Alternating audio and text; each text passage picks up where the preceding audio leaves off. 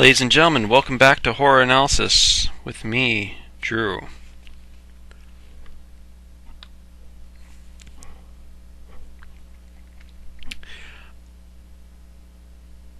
Welcome back.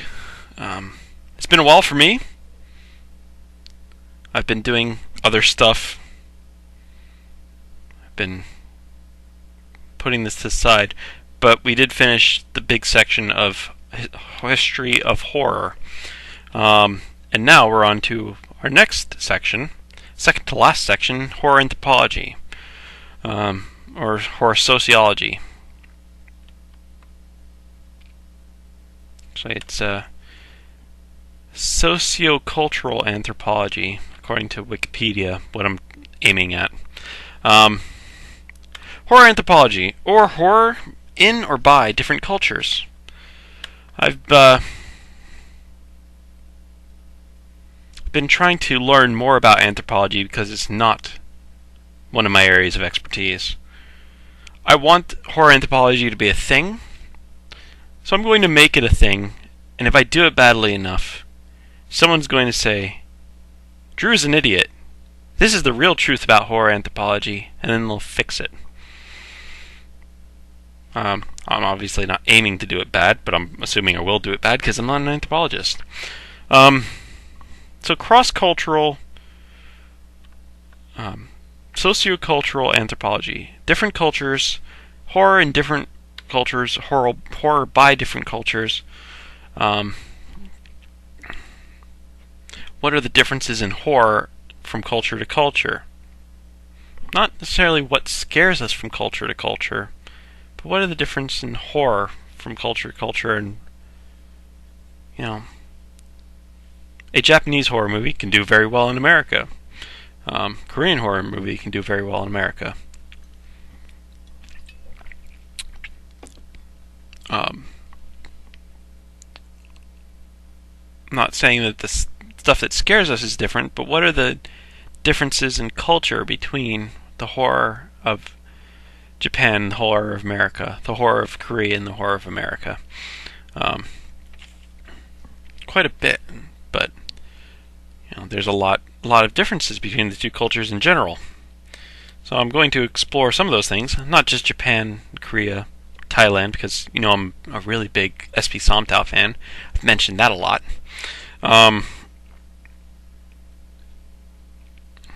Sorry, I'm playing around with stuff in my hands. But I want to figure out some other stuff too. I'll probably do it very badly. I apologize. I'm trying. I got the idea for this from House of Leaves, a book by Mark Z. Danilewski, by far the weirdest book I've ever read.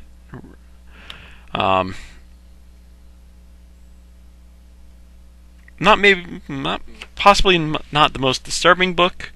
Some people say that, Crooked Little Vein by Warren Ellis is weirder, or they say Horns is weirder by Joe Hill. I think Horns is more disturbing than Crooked Little Vein, but I think neither of them are as weird as House of Leaves. It's just a very strange book. At heart, it's a ghost story or a haunted house story. Haunted house caught in film, sort of in the vein of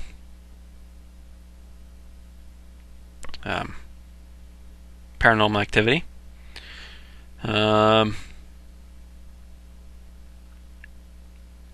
Sort of. So, but one of the characters, it's a fiction, but it's odd.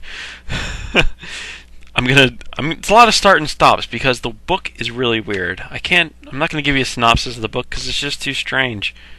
It'll just confuse you. If you haven't read it, read it. It's fantastic. It'll take you a month. I actually lent this book to a friend for quite a few months, and I finally just got it back a week ago. Actually, it was a week ago. In the book, the girlfriend of the main character, Davidson. Karen Green is the girlfriend. She's a model or something. She's sort of famous. So she's going around and interviewing famous people. Because she can. About the stuff that's coming out. The video that's been going around because of the stuff that was filmed in her house with her kids. So she's going around and talking to people, and she's like a model or something, so everybody's hitting on her, which is weird. But she's talking to people and trying to find out stuff about what's going on in her house. She talks to Stephen King, because, Stephen King, it's a haunted house. She thinks it's a haunted house, so she wants to talk to Stephen King about haunted houseness. She talks to Stanley Kubrick, the director of The Shining, the original, basically for the same reasons. She talks to Hunter S. Thompson because who wouldn't if they had the chance? She talks to industrial engineers because in this haunted house, the walls keep moving around. It's actually bigger on the inside than it is on the outside. And she wanted to talk to an engineer. What's not in construction engineer? Structural engineer. I knew I'd get the word right one of these times. About walls and stuff like that. She talks to a playwright about the monster. And the British playwright doesn't like it. Then she talks to an American literature professor, and the American literature professor likes it. And what the American literature professor says is basically, I know why the British guy doesn't like it, because it's not a British monster, it's an American monster. And there's a difference between... Sort of got the idea in my head that there's a difference between British ghosts and American ghosts.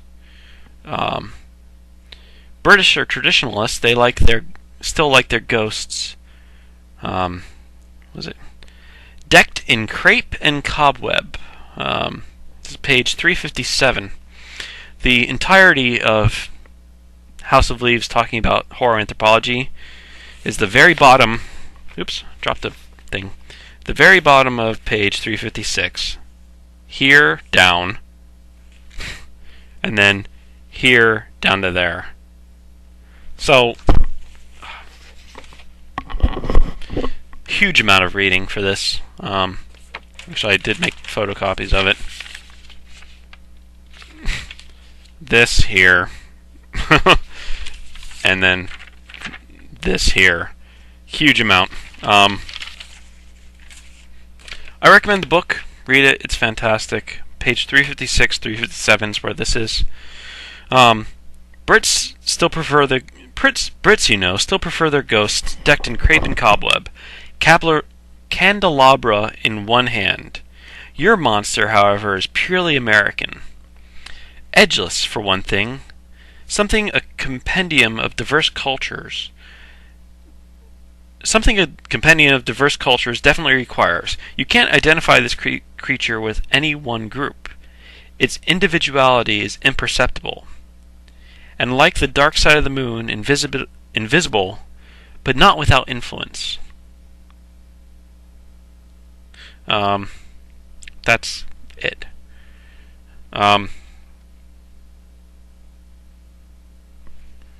Yeah. Oops. That page I dropped. There we go. Such a weird book. Oh my goodness. I'll probably read over bits and pieces of that. Pardon me. So, the British ghost on this side is, your solid ghost. Your decked in your sheet over the head ghosts with a candelabra, cobwebs, stuff like that. American ghosts are much more amorphous, vaporous, like the ghost in House of Leaves. It's a very American-feeling ghost. I like it. So I wanted to see, well, yeah, if that's the difference between British and American, which, usually, culturally, aren't that dissimilar. What about other cultures? You know, Japanese, you would think, would be vastly different. Well, and it is. But it still translates. The Ring and The Grudge in the 90s were based on Ringu and Ju-on The Grudge, which are Japanese movies. Let's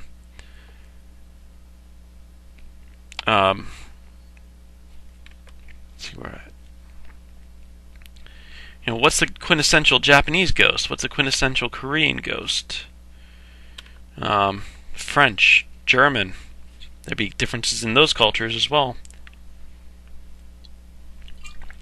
South American, Native American, African. I can't find anything on African ghost stories. I can't find anything on Aboriginal Australian ghost stories. Native American, I would love to. They're blank spots in what would otherwise be a hole-filled study. But I'd love to find that stuff. This has been mulling around in my head. I read this book about 6 years ago, and it's been mulling around in my head since then. I've been trying to figure out how to do that. There's two methods I'm going to use. Horror as affected by the dominant religion of the region, which of course would influence the worldview of that region quite significantly. And then horror differences affected through differences in the culture's histories. Guy de Maupassant was famously very much affected by the Franco-Prussian War. There isn't much going on in the Franco-Prussian War except German-French war. Those were pretty much the countries involved. There weren't a lot of countries involved in the Franco-Prussian War. But it affected a lot of ghost stories, horror stories of Guy de Maupassant, the Horla. Lots of stuff that he did. And of course, later, other people were affected, influenced by Guy de Maupassant, who were affected by other things, like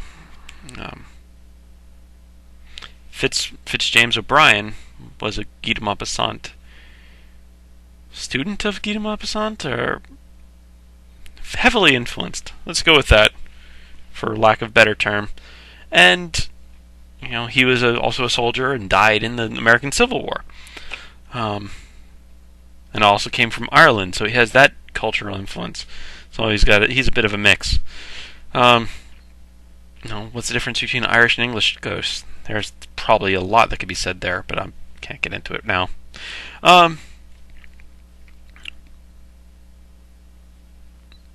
Or demons. Not just ghosts, demons, monsters in general.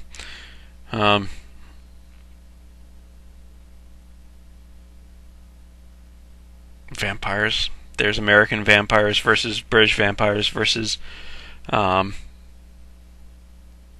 South American vampires versus, what was it, Pakistan film industry.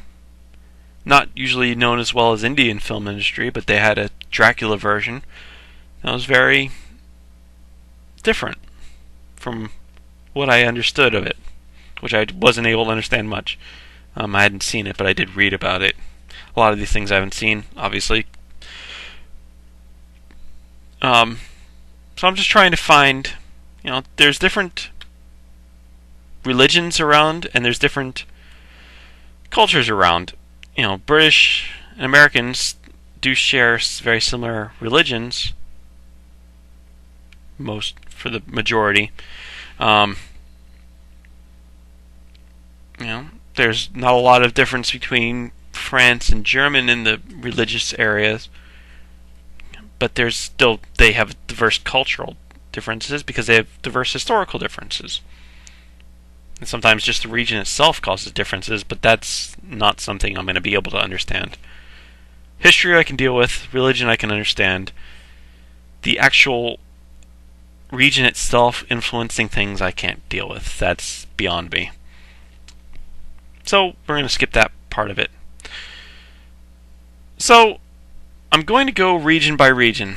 I'm going to basically start the next video with Japan, Korea, China, Thailand,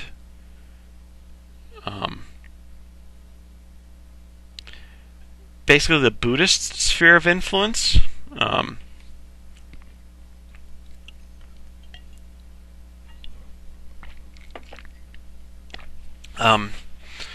Yeah, the Buddhist sphere of influence being, and then even into the Pacific Islands, Philippines would have some Buddhist influence as well. Then I'll go over to the subcontinent, India and Pakistan, for the Hindu influence as well as the getting into the Muslim influence, and probably do a video with subcontinent and Middle Eastern, to Turkey, to Greece, because that's going to have a maybe not to Greece, but to Turkey for the Muslim Islamic worldview, and try to go over that. And then I'll try to hit other things, like I'll hit South America, because I've done Europe and America pretty well already in history of horror and in things I've talked about before. I'm going to fill in gaps. I'm going to use a lot of online tools as much as possible. I know that those are problematic. Those can be problematic, and those can be just downright wrong in the cases. But I'm not an expert, so I can't trust myself to work without a net. I did find a couple good movies, documentaries. I'll try to recommend to as well.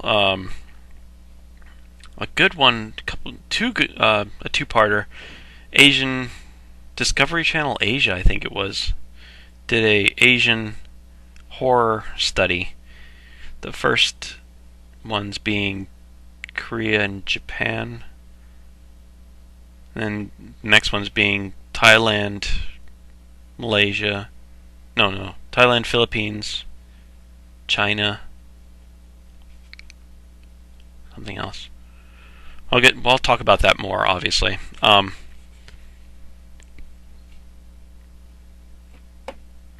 Yeah, so I lost my place. We'll talk about South America, Coffin Joe, being one of the main South American movie monsters, or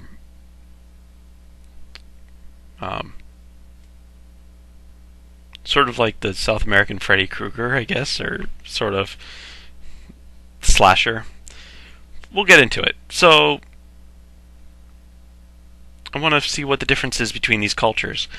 I don't know how good of a job I'll do. I'm not going to be working with a net.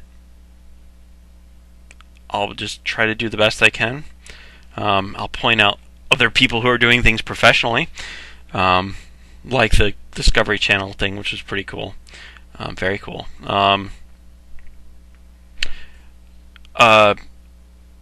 There was the History of Horror DVDs, History of Horror BBC4 thing done by, I'm going to forget his name.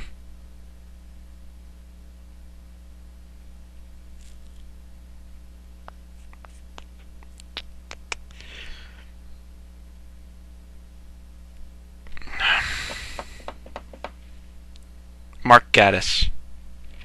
Good job, Drew. And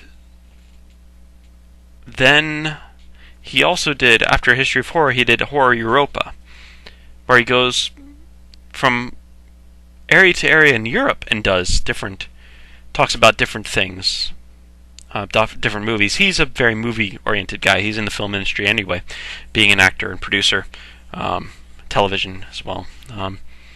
He did the Sherlock. He's done lots of stuff. He's he's a cool guy, and he's a good big horror fan. So he's very into the stuff. But he's movie based. He's not delving into literature. But he did a nice little section on horror European continent, because it's not British, obviously. But the Italian school with Dario Argento, and other places.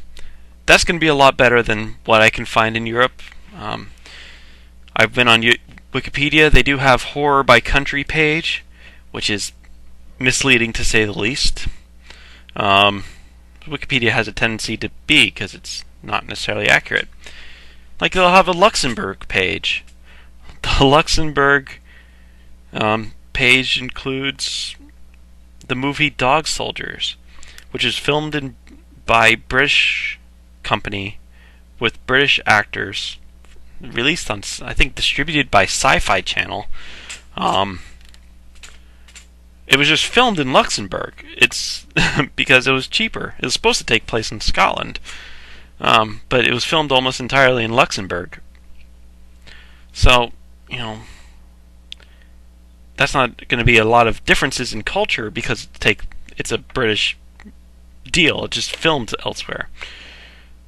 But there's other things on there, the Japanese ones and the Korean ones and the Malaysian, Philippine ones, which are very cool. They did have sort of give you a feel for it. Good job, Wikipedia, on some of the stuff. So, yeah.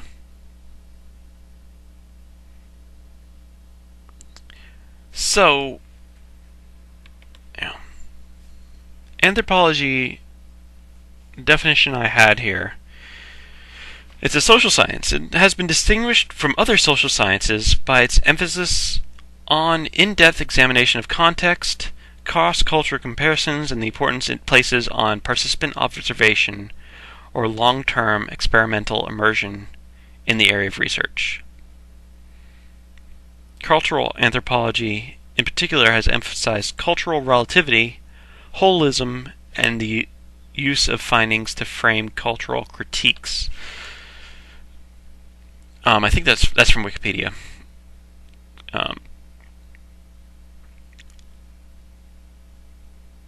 Right. Well, obviously, I'm not going into a long-term experimental immersion in these cultures. I'm basically focusing on cross-cultural comparisons, cultural relativity. Holism I'm not going to get too much into, just because it's too much. Holistic.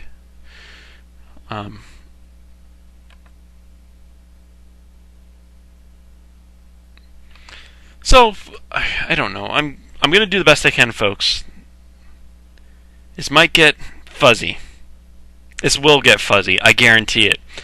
So someone please come along, say, Drew, you're an idiot, and do a true class on horror anthropology. I'd love it. Thank you. Till then, feel free to fix my mistakes underneath. Appreciate it. Have a great night, folks. We'll continue with horror anthropology next time. My name is Drew. Thanks for watching Horror Analysis. See you next time. Oops, not that button.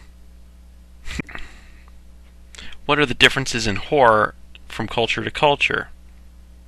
Not necessarily what scares us from culture to culture, but what are the differences in horror from culture to culture? And, a Japanese horror movie can do very well in America. Korean horror movie can do very well in America. I'm not saying that the stuff that scares us is different, but what are the differences in culture between the horror of Japan, the horror of America, the horror of Korea, and the horror of America? Quite a bit, but there's a lot of differences between the two cultures in general. So I'm going to explore some of those things, not just Japan, Korea, Joe Hill. I think Horns is more disturbing than Crooked Little Vein, but I think neither of them are as weird as House of Leaves. It's just a very strange book. At heart, it's a ghost story or a haunted house story. Haunted house caught in film, sort of in the vein of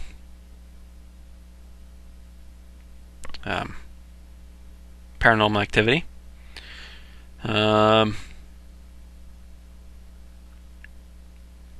Sort of.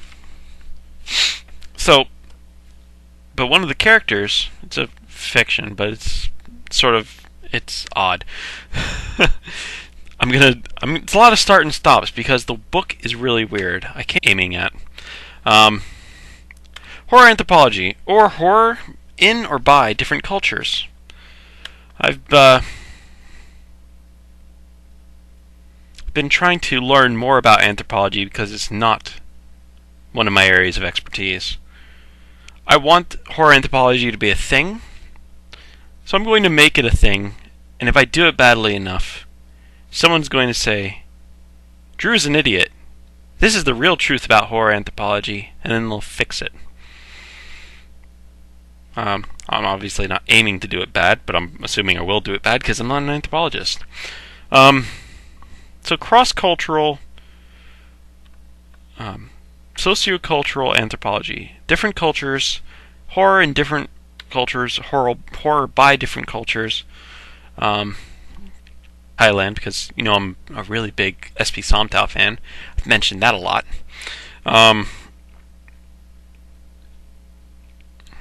Sorry, I'm playing around with stuffing my hands. But I want to figure out some other stuff too. I'll probably do it very badly. I apologize. I'm trying. I got the idea for this from House of Leaves, a book by Mark Z. Danilewski, by far the weirdest book I've ever read.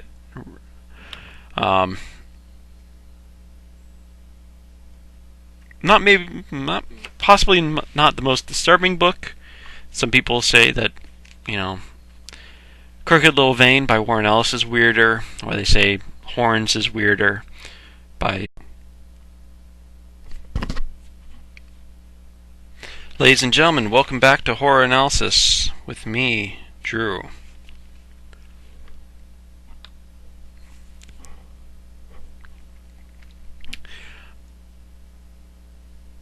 Welcome back.